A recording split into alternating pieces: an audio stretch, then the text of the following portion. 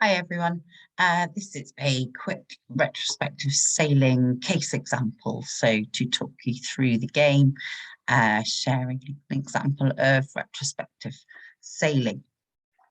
So this boat was created at a conference a few years ago. So the purpose of the workshop was to learn about how to play retrospective sailing, and we did that by playing it. So we did a retrospective on the conference itself. So we had, I think, about 6 boats. So we had a bit of a fleet going on in the room, and each boat was reflecting and reviewing on the conference itself as a team. So it was a real mix of people. People didn't know each other. We just all got together, kind of self-organized, and here is one of the boats examples from that workshop. So retrospective sailing is a really great team game, great for really looking at making sure that we're all on track with our mission. We're looking at what's going well, we're looking at what we can improve and do better, and we're also critically identifying those actions that are actually going to make our boat go faster. So it's great to review and reflect, but we do actually have to follow that through with action. So this game particularly, and this variation of retro sailing, is really great for making sure we've got some really key takeaways that we can take forward and action as a team, and make our boat go faster. So you can see this boat, they've drawn their boat. So first part of the exercise is draw their boat, and always give everybody a coloured marker and get them to add a bit of artistic license as well. So I go with the minimum viable boat, which is a hull, sails and an anchor. So this boat is great. It's got a mermaid there and an octopus and some fish, starfish, sunshine, and it's called the Sunshine Ship. So that's a really good start, I think, is that they've named it a really sunny, nice name. And we've agreed the topic of the retrospective is the conference itself. So first thing the team do is they add their mission to the hull of the boat. So everybody's got a post-it note, post-it notes and pen. So everybody can add their different missions, so what they've come to the conference for, why are they here. So you can see we've got to learn, to network, to take great thinking away, to apply at HQ, to learn, to share my crazy ideas with people, to meet others in the industry, make friends in the Agile community, leveling up, to get out of the office, and sharing learning back at HQ as well. So there's some really nice synergy there around learning, sharing back, meeting new people, networking, sharing ideas. So it's really nice that we can see already that that group's got some really nice synergy about why they came to the conference, what they're hoping to achieve.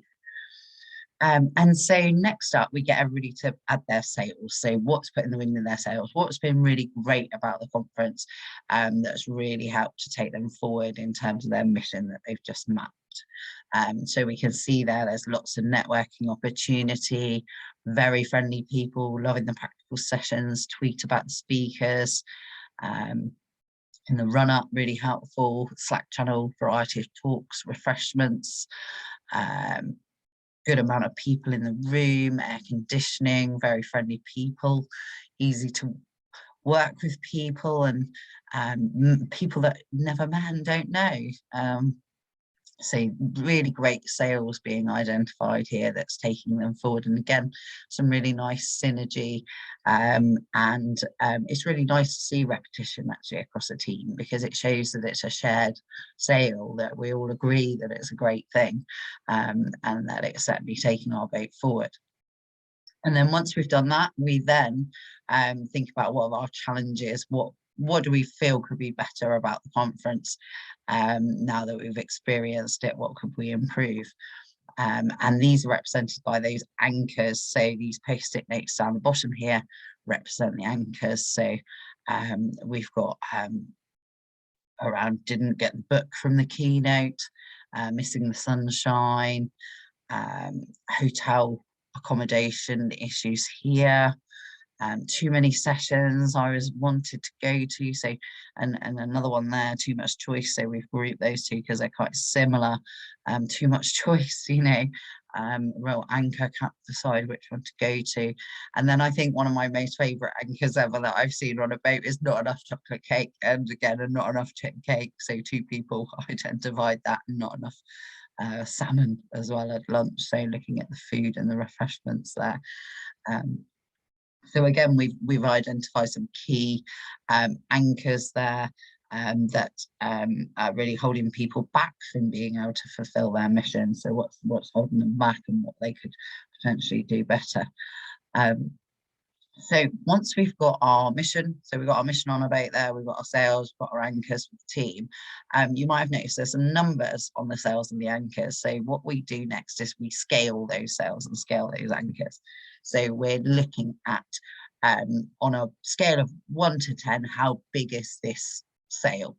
So how good is this? How much is it taking us forward towards our mission? So you can see that the love the practical sessions right in the middle there has got a 10 out of 10. So it's the main sail taking us forward.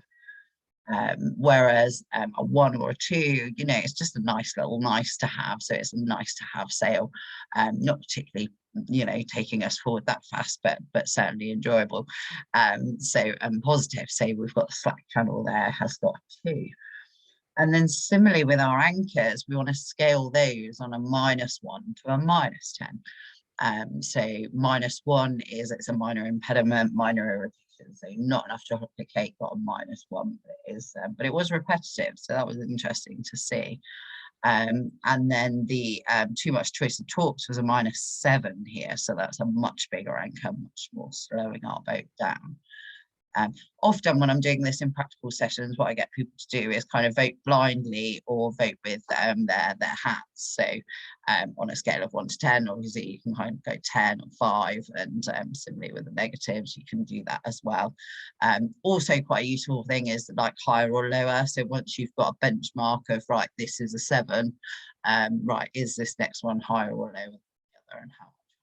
So again, that's really good conversation tool. And the key is this conversation is actually getting people talking about things and getting people sharing, getting that better understanding about what they mean, because sometimes things can be sails and anchors as well. So they can have a positive, you know, this is really taking us forward in one regard, but actually it's holding us back in another. So we can really explore the dynamics of those. So now we've got really lots of conversation going on, everybody's chatting, we've got some numbers on our sails and our anchors. The key and really vital final part of this exercise is to look at how we can raise those sails and raise those anchors.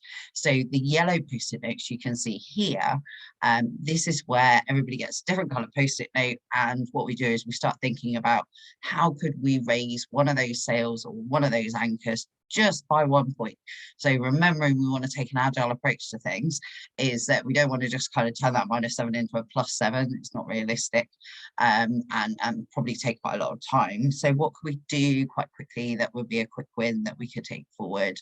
Perhaps in the space of the conference, we use the context, or for indeed next conference round. So the next conference they're running in a couple of months' time. We did tend to lean towards that, although we did run this halfway through the conference so we could get any vital feedback on any major -10s, if there were any, which there weren't, and whether we could help remedy those. So I know that the team did help with that -4 hotel accommodation, for example, and just gave some tips on that. And you can see in terms of feedback and recommendations, that the team had quite a nice lot of ideas that were kind of things that we could take forward, that we could take that. So these in essence will fill through into your backlog. So these are potentially improvement opportunities, whether they're around your process or your content, whatever you're theming your retrospective on.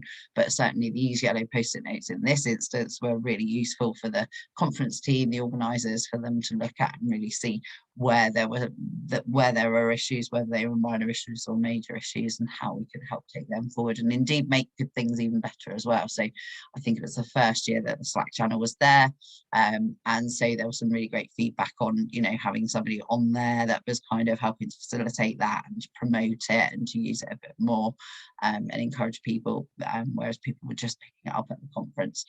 So I thought that was a really, really great bit bit of feedback. So there we have an example. I think an example in a story is always really valuable for sharing exercises and tools and how they're used.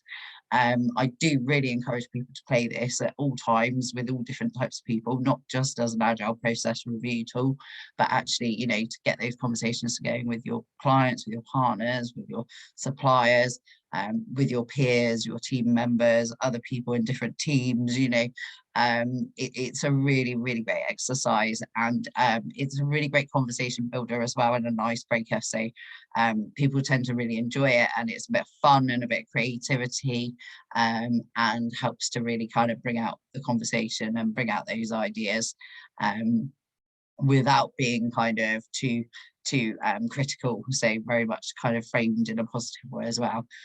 So I hope you've enjoyed that example. Thanks very much.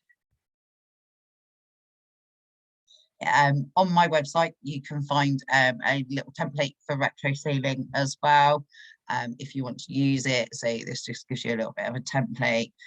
Draw your boat, give it a name, add the mission, your sails and your anchors, scale those, and then add your +1 improvements as well. So you can find that at beingagile.co.uk.